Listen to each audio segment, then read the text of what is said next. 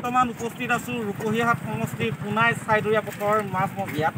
আজি আমি ইষ্টাৰ নিউজৰ সমূহ দৰ্শকক দেখুৱাম এখন ভগা দলং, যিখন দলঙৰ জৰাজীৰ্ণ অৱস্থাই ৰূপহীহাট সমষ্টিৰ ৰাইজক জ্বলা-কলা কৰিছে। মই পোনপ্ৰথমে এই দলংখনত সামগ্ৰিক দৃশ্য দেখাবলৈ যত্ন কৰিম।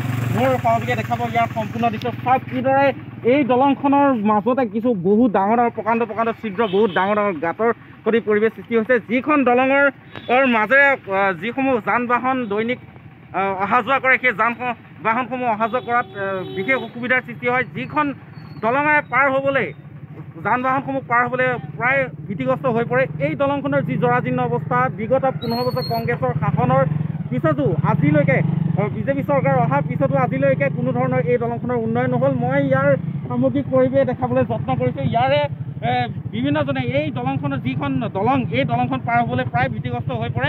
মই ইয়াৰে এজন লোকক মই জানিব চেষ্টা কৰিম, এই দলংখনৰ সন্দৰ্ভত কি ক'ব? যিখন দলঙৰ যি ভগ্ন অৱস্থা, এই অৱস্থাই প্ৰায় জ্বলা-কলা কৰিছে। ভয় হয়নে আপোনাৰ? এইপিনে পাৰ হ'বলৈ কেতিয়াবা ভয় হয়নে? বিৰাট ভয় লাগে, কিবা সোমাই যাব পাৰে, ডাঙৰ গাড়ী-চাড়ীবিলাকো সোমাই আছে। হয়, ক'ব লাগিব এই দলংখনৰ যি অৱস্থা, এই জৰাজীৰ্ণ অৱস্থা, আজিলৈকে বিধায়ক আহিল, বিধায়কৰ কোনো কাণ মন নহ'ল। মই আৰু এজন লোক আছে ইয়াৰে পাৰ হৈ যোৱা, দৈনিক অহা যোৱা কৰা এজন লোকৰ পৰা জানিব চেষ্টা কৰিম। এই দলংখনৰ যি অৱস্থা, বিধ্বস্ত অৱস্থা, কি ক'ব? এই দলঙৰ বিষয়ে মানে এই দলংটো চাইডেৰীয়া দলং, এই দলঙৰ ওপৰতে দৈনিক প্ৰায় হাজাৰ গাড়ী পাৰ হৈ যায়।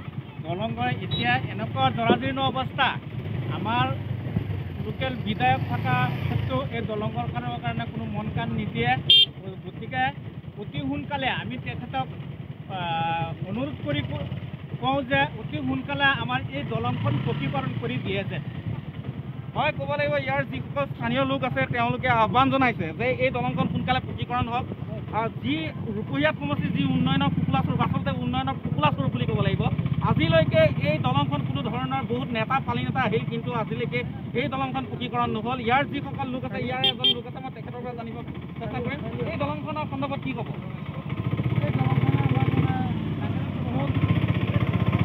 আমাক বহুত ক্ষতি কৰিছে, এইটো এটা ইম্পৰ্টেণ্ট ৰাস্তা হয় নগৰৰ পৰা জুৰিয়ামুখীত।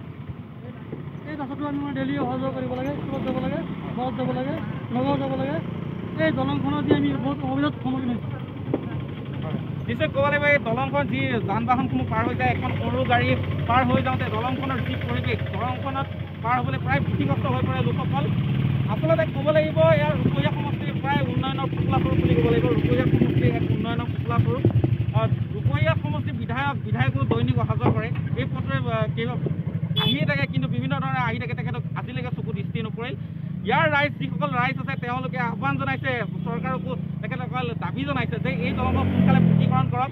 ৰূপহীহাট সমষ্টিৰ ৰাইজক যি জ্বলা-কলা খুৱাইছে এই দলংখনে, সোনকালে যদি এই দলংখনৰ মেৰামতি হওক, তাৰে ইয়াৰ স্থানীয় লোকে আহ্বান জনাইছে।